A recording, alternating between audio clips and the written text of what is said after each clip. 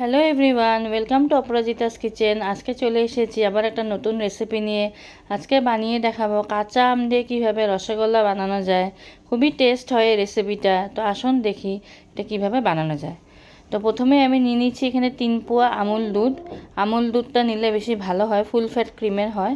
তারপর ভিনিগার দিয়ে আমি ছানাটা কাটিয়ে নিয়েছি। তারপর এইভাবে ছানাটা আমি একটা সুতির কাপড় দিয়ে ছেঁকে নেব। ভালো করে ছেঁকে নেওয়ার পর একটু ঠান্ডা জল দিয়ে ধুয়ে নেব, যাতে কোনো টক ভাব না থাকে ছানাটার মধ্যে। তারপরে এইভাবে দুবার জল দিয়ে আমি ভালো করে ধুয়ে নিয়েছিলাম। ধুয়ে এখন কাপড়টাকে চিপে এক্সেস যেটা জল আছে ওটা আমি ফেলে দেব। তো এইভাবে আমি 15 মিনিট এটাকে রেস্টে রেখেছিলাম।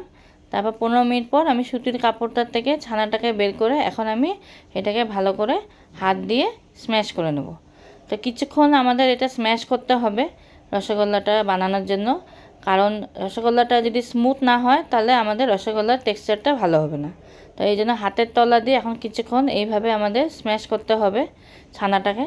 প্রায় ধরেন 10 মিনিট আমি করেছিলাম এখানে। তো বারবার করতে হবে, এরকম না যে একবার। এই প্রসেসটা বারবার করতে হবে, 2বার 3বার করলে রসগোল্লাটা খুব স্মুথ হয় আর ভিতরটাও খুব সুন্দর হয়। তো এইভাবে আমি 2বার করে নিছিলাম ভালোভাবে। 2বার করে নেওয়ার পর উল্টা দিকে আমি কড়াইতে এখন সুগার সিরাপটা বানাবো। তো এখানে নিয়েছি 1.5 কাপ চিনি আর 3 কাপ জল।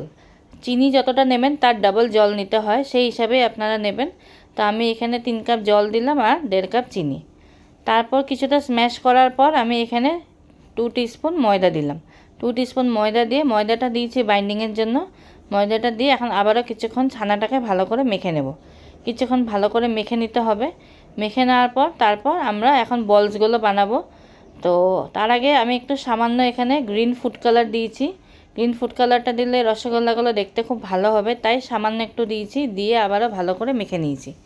মেখে নেওয়ার পর এইভাবে সব বলসগুলো তৈরি করে নিয়েছি। ভালো করে তৈরি করে নেওয়ার পর তারপর উল্টা দিকে আমাদের সিরাপটা এখন ফুটতে আরম্ভ করেছে। পুরোপুরি ফুটলে আমরা এই বলসগুলো এখন গরম সিরাপে দিয়ে দেবো। তো 10 মিনিট পর সিরাপগুলো পুরো ফুটেছে।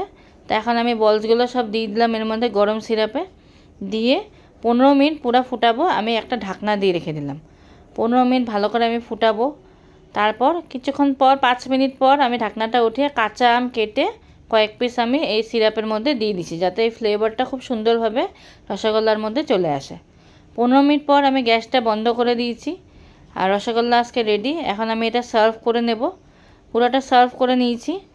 তো আপনারা আশা করি বুঝতে পেরেছেন এই রেসিপিটা কতটা সহজ, খুব ইজিলি বানানো যায়। আমার এই রেসিপিটা যদি আপনাদের ভালো লাগে তাহলে অবশ্যই একটা লাইক করে দেবেন আর শেয়ার করবেন। আবার দেখা হবে একটা নতুন রেসিপি নিয়ে।